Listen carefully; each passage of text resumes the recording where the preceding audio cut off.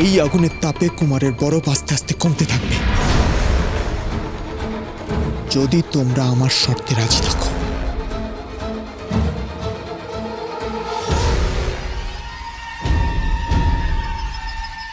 কটকটির মায়া কাটানোর সাধ্য আমার নেই, কিন্তু সে কথা তো মহারাজ বিক্রম আর মহারানী আম্রপালি জানে না। মহারাজ, মহারাজ, কুমারের বরফ গলছে। মহারাজ, মহারাজ দেখুন, একটু একটু করে গলছে।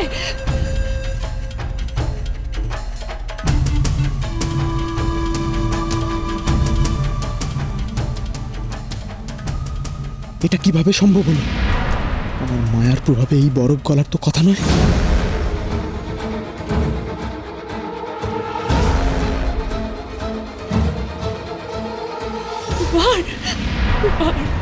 মা, পিতা, এই বরফ থেকে আমাকে মুক্ত করুন।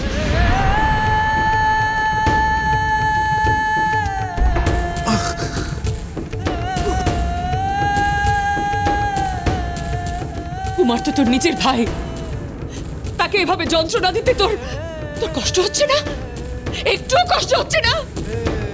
মা হয়ে তোকে করজোরে অনুরোধ করছি, আমার কুমারকে তুই মুক্তি দে, মুক্তি দে আমার কুমারকে।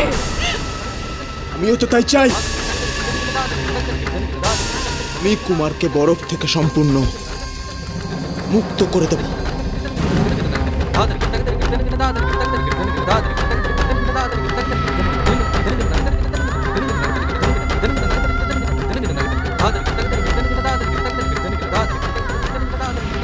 না মা, না, ওই ধূর্ত ডঙ্কারের কথা আপনি বিশ্বাস করবেন না মা। নকুল, মা আবার ওই শয়তান ডঙ্কারের ফাঁদে পা দিয়েছে।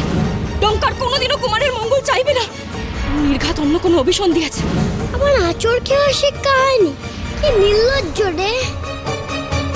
তোমরা ওর অন্য ব্যবস্থা হচ্ছে। আমি কুমারকে মুক্ত করে দেব।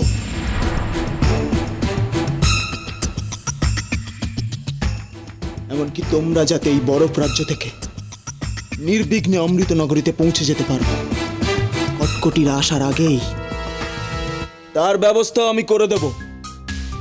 কিন্তু কিরণমালার মায়া তোমাদের ত্যাগ করতে হবে। চিরকালের জন্য কিরণমালাকে ভুলে যেতে হবে, কারণ কিরণমালা আমার, শুধু আমার। না, না,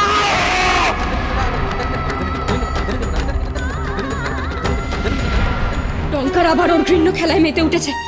মাকে বারবার প্রলোভন দেখিয়ে আমাকে অধিকার করতে চায়। মা, আপনি দয়া করে ওর ফাঁদে পড়বেন না, ওকে কোনো প্রতিশ্রুতি দেবেন না মা। কিন্তু কিরণ, ওনারা তো কেউ তোর কথা শুনতে পাচ্ছে না। জানি না নকুল, কিন্তু কি করবো আমি তো কিছুই বুঝতে পারছি না। কিভাবে ওই শয়তান ডঙ্কারকে আটকাবো? আগুন পাখিকে নিয়ে ফিরতে হবে, তাহলেই কুমার উদ্ধার হবে। আর কুমার তোর পাশে থাকলে ডঙ্কার তোর কোনো ক্ষতি করতে পারবে না রে কিরণ।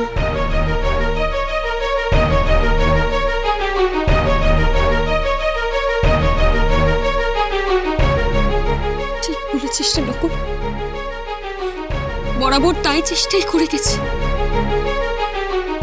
দুজনে পাশাপাশি থাকবো, ভালো থাকবো। কিন্তু ভাগ্যের এমনই পরিহাস, বারবার বিয়ের পর থেকে নানা কারণে কুমারের সাথে আবার বিচ্ছেদ ঘটেছে।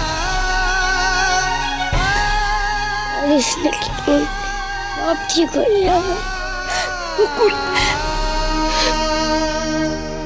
না, কখনো না। মা, পিতা, এই পশুর প্রস্তাবে আপনারা কখনো রাজি হবেন না।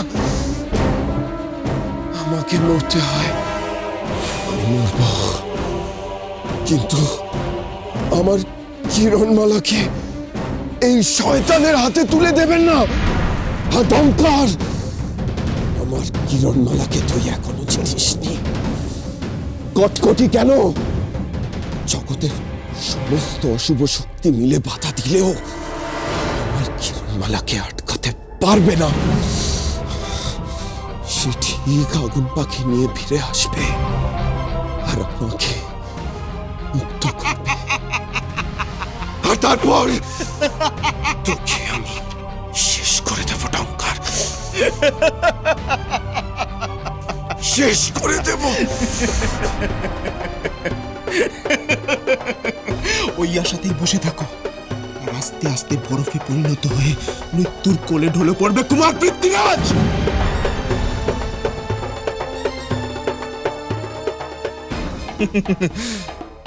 পারবে না, কিরণমালা আগুন পাখি আনতে পারবে না।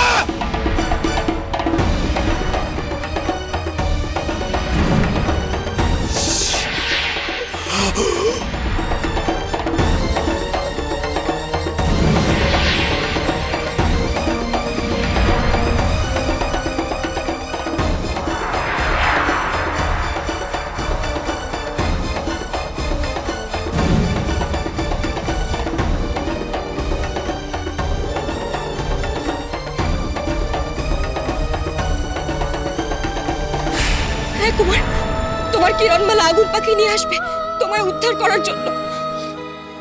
আমি কথা দিচ্ছি কুমার, জীবন পণ করে হলেও তোমার কিরণমালা তোমাকে রক্ষা করবে। চল নকুল, আমাদের এগোতে হবে। তারা কিরণমালা, আমরা কোন পথে যাব?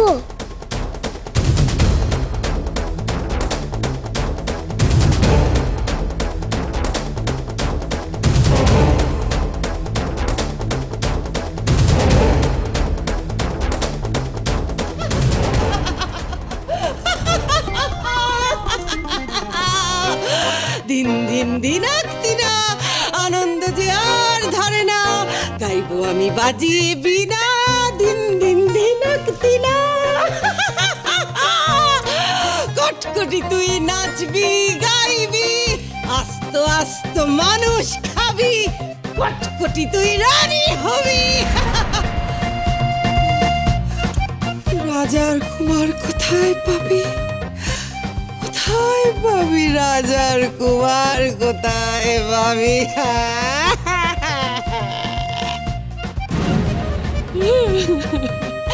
রাজার কুমার কোথায় পাবি?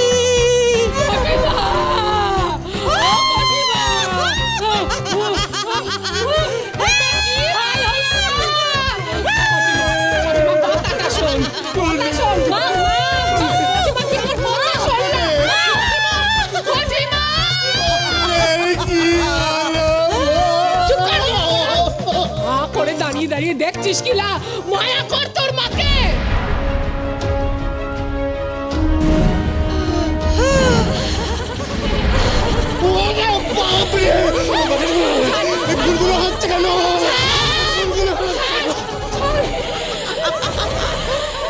এই ফুলগুলোর মায়ের জন্যই মায়ের এই অবস্থা,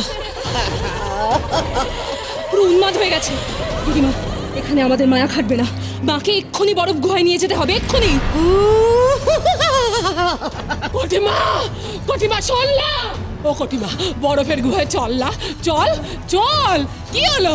কি কি কি?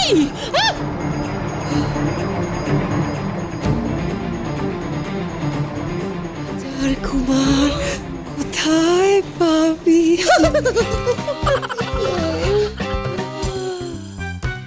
রাজার কুমার কোথায় পাবি? মা, মা কি করছো? দিদিমা, কোথায়